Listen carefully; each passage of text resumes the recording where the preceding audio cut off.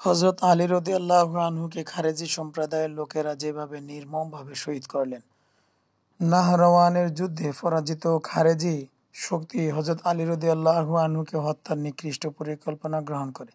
খারেজি নেতা আব্দুর রহমান ইবনে মুলজাম, হাজ্জাজ ও আমর ইবনুল বকর মক্কায় মিলিত হয়ে যুদ্ধে নিহত খারেজিদের জন্য সমবেদনা প্রকাশ করে বলে যে, আমরা বেঁচে থেকে কি করব যদি না আমরা ভ্রষ্ট নেতা আলীকে হত্যা করতে পারি ও লোকদেরকে তাদের অত্যাচার থেকে নিষ্কৃতি দিতে পারি।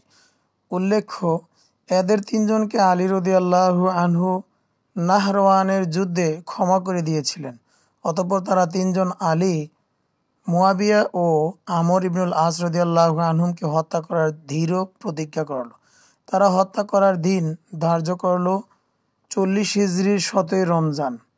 ইবনু মুলজাম কুফার শাবিব বিন বাজরা আশ জাইকে বলল, হে শাবিব, তুমি কি দুনিয়া ও আখিরাতে মর্যাদা চাও?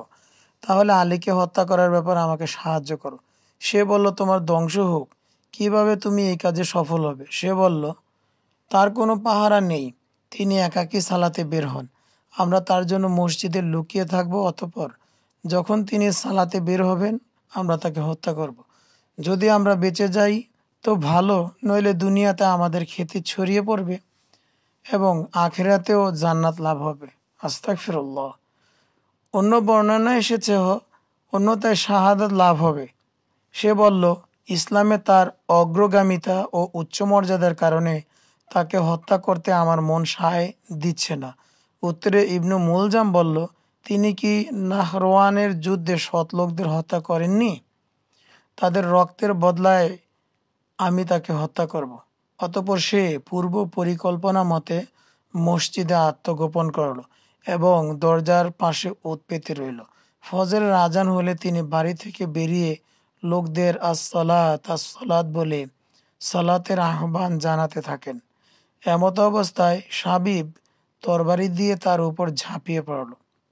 তিনি দরজার নিকট পড়ে গেলে ইবনুল মুলজাম তার কানের উপরিভাগে মাথার শিংয়ের নিকট তরবারির আঘাত করে বলতে লাগলো, হে আলী, রাজত্ব আল্লাহর জন্য, তোমার জন্য নয় বা তোমার সাথীদের জন্যও নয়। তখন সে পাঠ করছিল, লোকদের মধ্যে এমন লোক রহিয়েছে যে আল্লাহর সন্তুষ্টি লাভের জন্য নিজের জীবন উৎসর্গ করে। বাকারা। তখন আলী রাদিয়াল্লাহু আনহু বলে উঠলেন, কাবার রবের কসম, আমি সফল হয়েছি, কেননা রাসূলুল্লাহ সাল্লাল্লাহু আলাইহি সাল্লাম তার ব্যাপারে আগেই ভবিষ্যৎবাণী করে গিয়েছিলেন। তোমাদেরকে কি আমি সর্বাপেক্ষা দুর্ভাগা দুই ব্যক্তি সম্পর্কে বলবো না?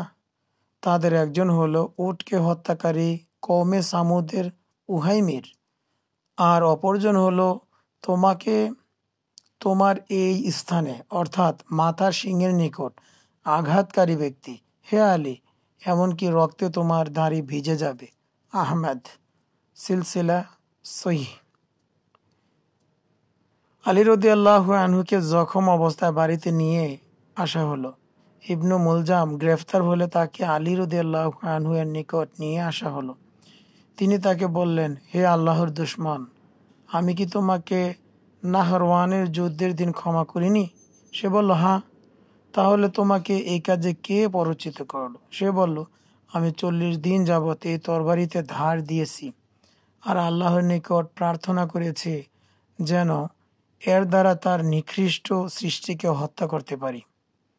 অতঃপর 3 দিন জীবিত থাকার পর 40 হিজরি 21 রমজান রাতে 63 বছর বয়সে তিনি শাহাদাত বরণ করেন। এই ঘটনা থেকে আমরা শিক্ষা পেলাম যে কাউকে ক্ষমা করে দিলেই সে উদার হয়ে যাবে, আল্লাহ ভীরু হবে, এমন কোনো কথা নয়।